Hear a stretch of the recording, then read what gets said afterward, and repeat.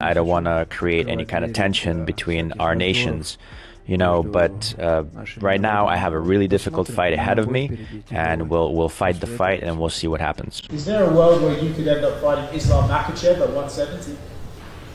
We'll see who is going to be the champ there, but I don't know. It's the fastest way to get the pound for pound, number one. It's a good fight, but a tough fight. I go a little bit more. Islam Makhachev discussed the possibility of moving to a new division, acknowledging the tough challenges that lie ahead and the potential for future super fights. He emphasized that these choices will define the next stage of his career while sharing insights into his preparation and what fans can expect before his upcoming bout. When asked about a potential fight with Khamzat Chimaev, Makhachev avoided giving a direct answer, reiterating that his current focus remains on his next opponent. However, he noted that they would see what unfolds after the fight.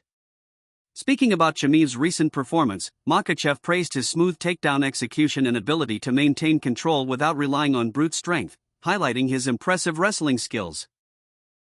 But right now I have a really difficult fight ahead of me, and we'll fight the fight and we'll see what happens. And regarding his performance, yeah, of course, he worked really well. He dominated the entire fight. He didn't necessarily force anything. He didn't even necessarily put too much behind his punches. I mean, he had the goal to become a champion. I even think that maybe if he wanted to force the issue a little more, if he wanted to pressure a little more, then he could have possibly finished him. But he definitely impressed me with the fact that he was able to take him down so easily. Khamzat Chimaev also addressed the possibility of facing Islam Makhachev, stating that the fight could happen depending on who holds the welterweight title. However, he admitted uncertainty about whether this matchup would be the fastest route to achieving pound-for-pound number one status. Is there a world where you could end up fighting Islam Makhachev at 170? We'll see who is going to be the champ there, but I don't know. It's the fastest way to get the pound for pound, number one. Khamzat clarified that no final decisions have been made regarding his future plans. He acknowledged that he and his team have explored various possibilities but will wait to see how things unfold after this fight. Sharing his thoughts on the Islam vs. Jack matchup, he predicted an exciting yet highly challenging contest. While giving a slight edge to Islam, he emphasized that it will be a tough battle for both fighters. Focus on this fight, but after that we will see. But we always have some different plans, but we'll see what's going on. And who do you think is going to win in the fight between Jack Della and Islam? It's a good fight, but a tough fight. I go a little bit more. Discussing his move to welterweight, Islam explained that the decision came due to a lack of compelling matchups at lightweight.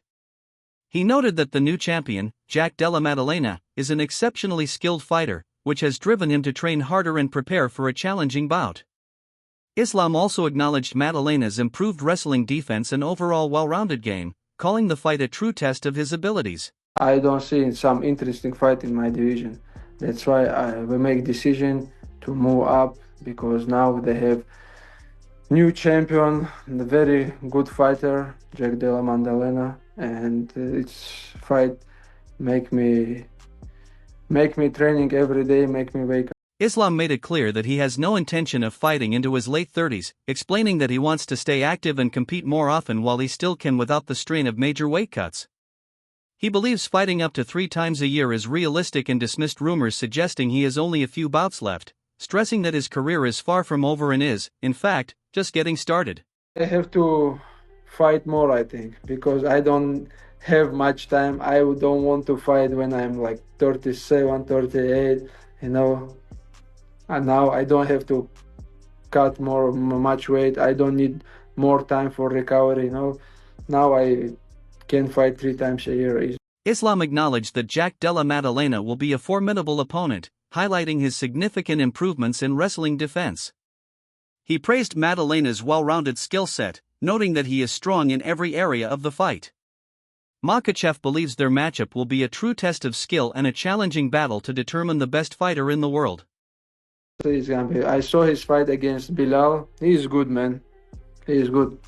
When he beginning fighting in UFC, he had problem with the wrestling, but now he is improved because I see he training a lot with the wrestlers, with the grapplers, and That's why he's a champion right now, and he's Islam good. also spoke about the potential of facing Ilia Topuria, admitting that the matchup is intriguing and expressing personal interest in making it happen as a possible super fight, depending on weight and circumstances.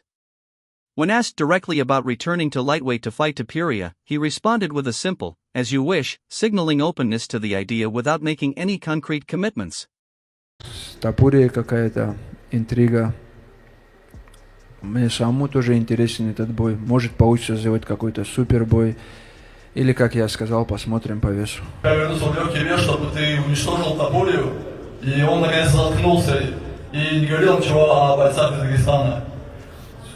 Стал Макхачев чемпион. Как ты хочешь, что сделать?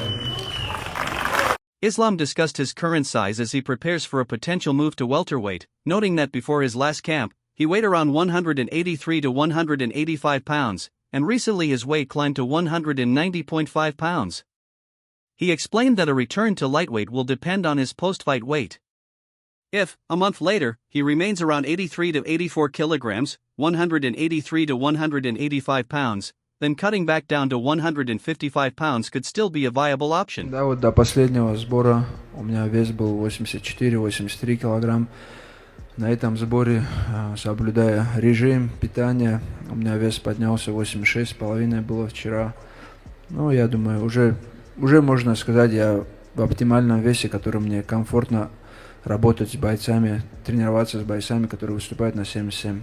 Дальше набирать еще массу, у меня таких планов нету. Если поднимется килограмм-2 максимум. А так уже много работали именно на этих сборах железом, чтобы и вес поднялся. Не знаю, и так было всегда нелегкое. Сейчас посмотрю, сколько я после боя наберу. Если после боя через месяц у меня вес будет прежним 83-84, то можно об этом разговаривать. Но если уже будет больше 85, учитывая, что и вес поднялся, и так нелегко было, я думаю, надо будет сесть с командой и поговорить. Speaking about Jack Della Maddalena's recent performance, Carlos Prates admitted he initially expected Jack to struggle after a long layoff and injury, predicting a slow fight that would likely go to the judges' scorecards.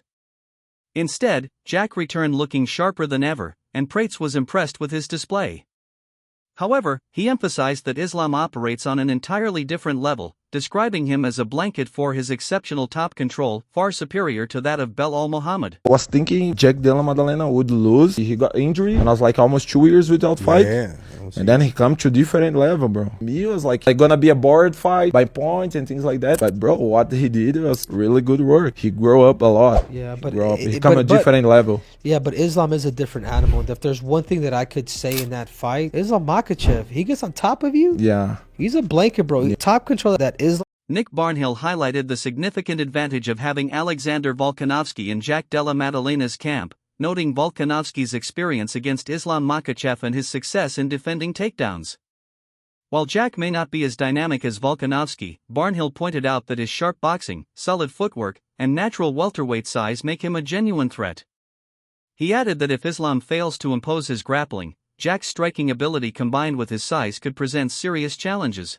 Volkanovski knows how Islam feels. And if you go back to their first fight, he was wildly successful at defending a lot of those takedowns. He was able to scramble really well. He was able to get on top a couple times. Now, I don't know if Jack is as good of a grappler as Volkanovski, and certainly body type plays a role in this as well. But it's a different set of skills, right? He's not going to be changing stances quite as much as Volkanovski. He's not quite as dynamic on his feet, but he's putting really clean boxing in your face. He stays just outside of range. He doesn't just back straight up with his head high. He finds an angle to come off of, and then he looks to mount some more offense on you. I do think Jack Della Maddalena possesses a lot of problems for Islam, and if Islam isn't able to implement his game plan, will that be the deciding factor in if he gets his hand raised or not? Because Volkanovski, who was a 45er, came up and gave you everything you could handle and then some in their first fight. What could a guy who's got Volkanovski in his corner and in his camp be able to do if he's naturally coming from 170? And discussing fight strategy, Belal Muhammad emphasized that his current focus is on his next bout rather than the title. Sharing his prediction for Islam versus Jack Della Maddalena, he said the outcome hinges on whether Islam can take the fight to the ground. If he does, Islam's grappling, being on another level, could lead to a submission, but securing those takedowns will be the biggest challenge.